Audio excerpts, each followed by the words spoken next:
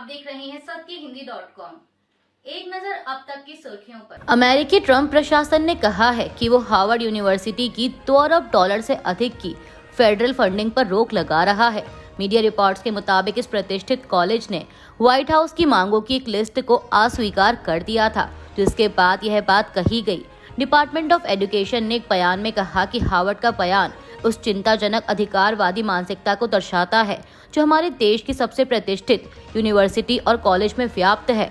आपको बता दें कि इससे पहले व्हाइट हाउस की ओर से हार्वर्ड को मांगों की एक लिस्ट भेजी गई थी। इसमें कहा गया था कि इन मांगों को यूनिवर्सिटी कैंपस में यहूदी विरोधी भावना से लड़ने के लिए तैयार किया गया है। इन मांगों में यूनिवर्सिटी के प्रशासन, प्रवेश और नियुक्ति प्रक्रिया में बदलाव की बातें शामिल थी, लेकिन हार्वर्ड ने सोमवार को मजबूती के साथ इन मांगों को खारिज कर दिया। यूनिवर्सिटी ने कहा कि व्हाइट हाउस हमारे समुदाय पर नियंत्रण की कोशिश कर रहा है। अमेरिकी राष्ट्रपति डोनाल्ड ट्रंप ने रूस और यूक्रेन के बीच चल रही जंग के पीछे पूर्व राष्ट्रपति जो बाइडेन को जिम्मेदार ठहराया है। ट्रंप ने ट्रुथ सोशल पर लिखा कि रूस और यूक्रेन के बीच युद्ध मेरा नहीं, बाइडेन का है। मेरे कार्यकाल में इस युद्ध को रोकने में कोई परेशानी नहीं हुई थी और हर किसी ने आपके राष्ट्रपति का सम्मान किया। उन्होंने कहा कि उनका इस युद्ध से कुछ लेना देना नहीं है, लेकिन वो इस युद्ध को समाप्त करने और मौतों को रोकने के लिए काम कर रहे हैं। ट्रंप ने लिखा कि राष्ट्रपति जेलेंस्की और कपटी बाइडेन ने इस युद्ध के शुरू होने में बहुत बुरी भूमिका निभाई है। इसे शुरू होने से रोकने के कई तरीके थे, लेकिन यह अब हो चुका है। अब हमें इस युद्ध को रोकना है और जल्दी रोकना है।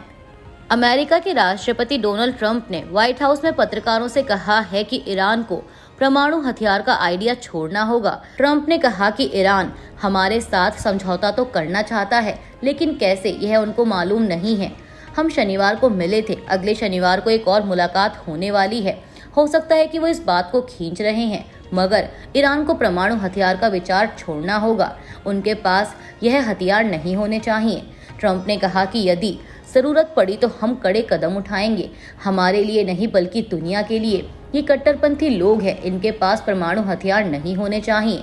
आपको बता दें कि अमेरिका और ईरान के बीच परमाणु मुद्दे पर एक बैठक हो चुकी है। अगली बैठक ओमान में होगी। अगर ये डील हो गई तो ईरान के खिलाफ अमेरिकी प्रतिबंध हल्के हो सकते हैं। उत्तर प्रदेश के लखनऊ स्थित लोकबंधु अस्पताल में सोमवार देर रात को आग लग गई थी, जिसके बाद वहां भर्ती मरीजों को सिविल अस्पताल में शिफ्ट किया गया। आग लगने के कारण अस्पताल के 3 वार्ड को नुकसान हुआ, इनमें आईसीयू भी शामिल है।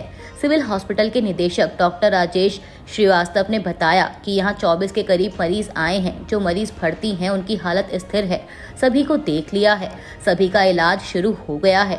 2 मरीज गंभीर थे, वो आईसीयू में हैं, डॉक्टर उनको देख रहे हैं। इस अस्पताल में जो भी मरीज आए हैं वो ठीक हैं। वहीं उत्तर प्रदेश के उप मुख्यमंत्री ब्रजेश पाठक ने बताया कि लोकबंधु अस्पताल में 3री मंजिल पर धुआं देखा गया था। उसके बाद मरीजों को शिफ्ट करना शुरू किया गया। सभी मरीजों को रेस्क्यू कर लिया गया है। लगभग 200 मरीज थे, कोई हताहत नहीं हुआ है। लखनऊ के लोकबंधु अस्पताल में लगी आग की घटना पर समाजवादी पार्टी प्रमुख अखिलेश यादव ने कहा कि भयावह आग से प्रभावित लोगों के शीघ्र स्वास्थ्य लाभ की कामना करता हूं। यहां से बचाए गए मरीजों को अन्य अस्पतालों में तुरंत जगह दी जाए या उनके उपचार इलाज की कोई और वैकल्पिक व्यवस्था की जाए। अखिलेश यादव ने आगे राज्य की योगी सरकार को घेरते हुए कहा कि भाजपा स्वयं तो कोई अस्पताल बना नहीं पाती और जो पिछली सरकारों ने बनाए हैं उनका सही रखरखाव तक नहीं कर पा रही है। इस अग्निकांड के कारणों की गहराई से जांच की जाए और सुनिश्चित किया जाए कि सुरक्षा के मानकों पर सब इंतजाम दुरुस्त थे, अन्यथा उत्तरदायित्व सुनिश्चित करते हुए इस लापरवाही के लिए जिम्मेदार लोगों को सजा दी जाए। इस बारे में सरकार स्थिति स्पष्ट करे और सही जानकारी दे, जिससे मरीजों, डॉक्टरों और मेडिकल स्टाफ के परिजनों के बीच कोई आशंका जन्म ना ले।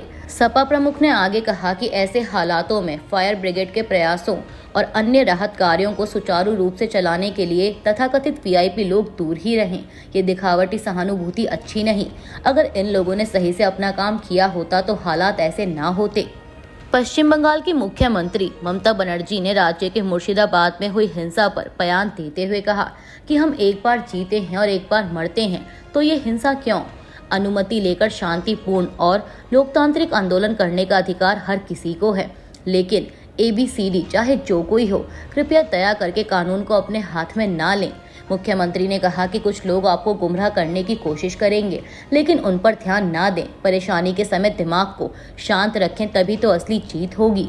ममता बनर्जी ने कोलकाता के काली घाट में स्काई वॉक के उद्घाटन के मौके पर यह बात कही।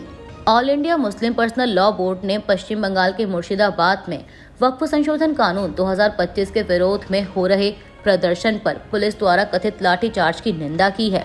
बोर्ड के जनरल सेक्रेटरी ने कहा है कि मुर्शिदाबाद में वक्फ संशोधन कानून 2025 के विरोध में निकाली गई रैली पर पुलिस की बर्बरता की all India Muslim personal law board कड़ी निंदा करती है।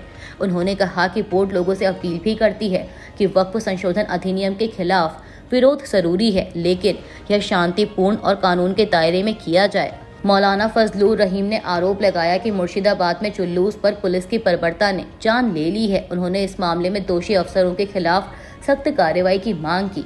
आपको बता दें कि पश्चिम बंगाल के मुर्शिदाबाद में वक्फ संशोधन कानून के खिलाफ बीते कुछ दिनों से प्रदर्शन हो रहे थे। यह प्रदर्शन शुक्रवार दोपहर के बाद हिंसक हो गया। इस हिंसा में अब तक 3 लोगों की मौत भी हो गई है और संपत्ति को भी नुकसान पहुंचाया गया है। दिल्ली के जीटीबी एनक्लेव इलाके में सोमवार देर रात एक लड़की की गोली मारकर हत्या कर दी गई। पुलिस इस मामले की जांच में जुटी है। दिल्ली के शाहदरा की एडिशनल डीसीपी नेहा यादव ने बताया कि लगभग आधे घंटे पहले हमें एक कॉल आई थी। हमें बताया गया कि एक लड़की को गोली मार दी गई है। यह घटना जीटीबी एनक्लेव इलाके में हुई। उन्होंने कहा कि शव को देखकर लग रहा है कि लड़की की उम्र 20 वर्ष है। हालांकि शव की पहचान नहीं की जा सकी है। 2 गोली मारे जाने के निशान दिख रहे हैं। पूरी जानकारी पोस्टमार्टम के बाद ही पता लग पाएगी। अभी के लिए बस इतना ही। बाकी की खबरों के लिए जुड़े रहिए सत्यहिंदी.com के साथ। Copyright disclaimer under Section 107 of the Copyright Act 1976. Allowance is made for fair use for purposes such as criticism, comment, news reporting, scholarship, and research. Fair use is a use permitted by copyright statute that might otherwise be infringing.